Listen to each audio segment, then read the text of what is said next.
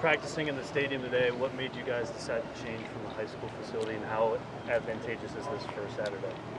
Well, I just think getting in the stadium for the first time, they haven't been here, just the logistics. And Thursday, a normal Thursday at home, we're in the stadium, get used to just the environment. So just normal protocol for our guys. How has the work been since you've been down here in Orlando? It's been good. I mean, the facilities are great. Obviously, Camping World does a great job of taking care of the players. And, obviously, from our perspective, we get all the work necessary before we come down here. And then it becomes repetitive in a sense, in that we practice like we normally would during the season, and then these guys get some downtime and are able to enjoy being together. We celebrated Christmas yesterday, had dinner with the family, so it's been a good week. How focused is the team right now ahead of the bowl game?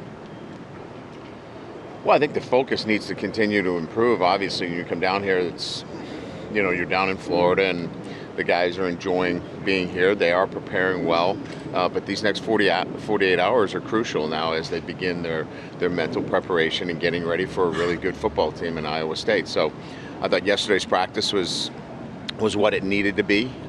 Today, their attention's got to be even better as we get closer to game day. The senior class has gone through a lot here. Obviously, this is their last time playing for you. Is it sentimental for you at all, knowing that it's coming to an end in just a few days? Well, I just enjoy being around these guys. I mean, this entire group, seniors, those that are coming back with eligibility remaining, they're part of the leadership group as well. They've done an incredible job of,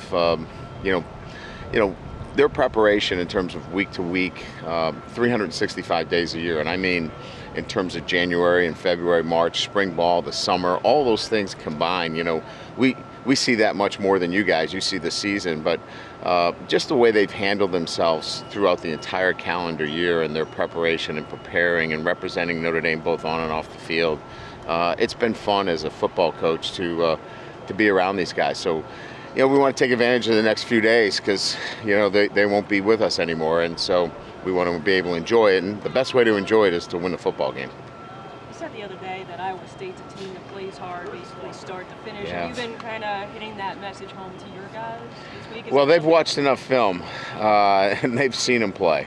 You can tell just by the way, first of all, how they're coached on both sides of the ball. And then, just the games that they've played, the competitiveness, every down. They are physical and flying around, and they've got a quarterback that when he's got the ball in his hands, they've got a chance to win. So our guys are smart. They've played a lot of football. They see really good football teams, and they know, regardless of what their record is, how good of a football team it is. So can't fool these guys. They know a good football team, and they've got a lot of respect for Iowa State. Are you willing to say who will be calling the plays on Saturday? Am I willing? Yes. I mean, I think it's pretty obvious that Tom is going to call the plays. I mean, I don't know that there's any secrets out there. Just wanted to hear you say it. But there'll be, certainly, there'll be collaboration as there has been. I think Tom will be in the box. He'll send the plays down through me, and not that I'm going to be, micromanaging what he's doing, but we've done a really good job of collaborating all week, and obviously before we came down here in terms of what we want to accomplish. So feel really good about it. Have you had an opportunity to simulate it, to try it like it's live? Yeah, I mean, pretty much every practice has been dialing it up. Every single practice that we've had has had at least a 15 to 20 minute period of play calling without a script, just to get that sense of calling plays without it being scripted. I thought was important. So we've had the 9th, 10th practice. So we've had enough work in that respect. I've always thought it was interesting that you talk about the art and science of play calling, Yeah. and I would think that the science part with Tommy Rees is a given, but Yeah. the art do you really know until you get into a game life situation? No, you don't. There's going to be a first time for everything. Everybody gets a first time. You had a first time. You had a first time. We all had first time. So, what do you need to be prepared for that first time? I think you've got to have first of all, a great background leading up to this. I think he's got a great background leading up to this. He's been in this arena before. He grew up in this arena of college football, and he'll be well supported. During the game, obviously in the box, he'll be able to see the field, and then I'll help him, strategically. That's really the only thing is to make sure that strategically that we're doing the things that we need to do. But dialing up plays, we got plenty of plays. We got to go execute them. What's the best advice you can give him? What's at the top of the list of the advice that you can give him? Well, I just think, when you're, don't be afraid to come back and repeat. Sometimes we want to, touch all the toys and play with all the toys. There's nothing wrong with repeating and go into the things that are successful, make people stop you. The challenge of their defensive look. You've been referring to 3-5-3. You don't mean 3-3-5. You mean 3-5-3. No, it's more of a 3-5-3 look. Okay.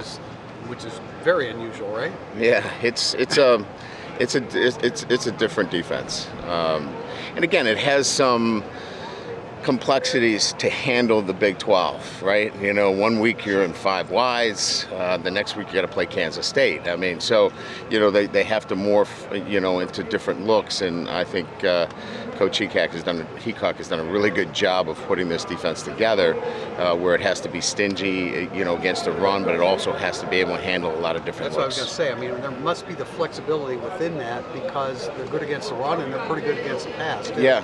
Well, I mean, again, the teams that they're playing are not going to necessarily be in the top 20 in rushing offenses either. Not to take anything away from them, but they don't see a lot of 2 tight ends. They don't see a lot of multiple tight end sets.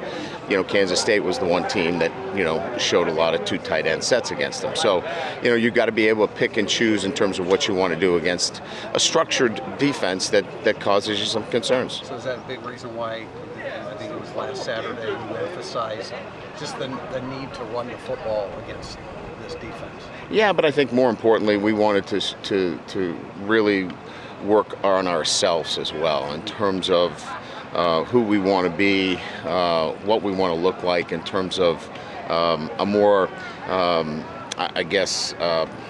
structured running game, and that's about us as well. I would think blocking schemes are a little bit problematic against a 3-5-3 since you don't face a lot. Yeah, just some of the things that they do. I mean, their backers scrape over the top, and you've got to do a really good job of finding guys that are hard to get to. So yeah, we've got some challenges, but we have some personnel that match up well against in terms of what they do as well. So it's going to be a good football game, and it'll be one fun to coach and make adjustments as the game goes along. One more. Is there anything about Saturday that's going to change your opinion about the offseason, what you need to do, where this program could be enhanced, or do you sort of see this as a little bit of a one-off with your coaching staff turnover? The most important thing is to add to a talented offensive staff and rise everybody. Okay. Right? So that's the first thing. That will be job number 1, and then job 2 will be continue to recruit. We've got an outstanding class that we're building on. We want to continue to work on that, and we have some things in the work that we want to establish from a recruiting standpoint that changes our, view as it relates to national recruiting. We want to break out of the 15th ranked or the 10th ranked, and we want to get into that next echelon. And so philosophically, we have to do some things to get to that level. Those are 2 of the most important things for me, is to elevate our offensive staff with that person that will complement. And then secondly, break through that recruiting threshold that I publicly talked about that we couldn't but we need to. Okay. And I think we have some things that we're going to implement that will allow us to You do see that. that as possible. I Like, do. you I could do be a now. top 5. I'm sorry. You can be like a top 5. I do recruiting now. operation. I've changed. Well, we're going to change the way we do some things that I think will allow us to do that. Yeah.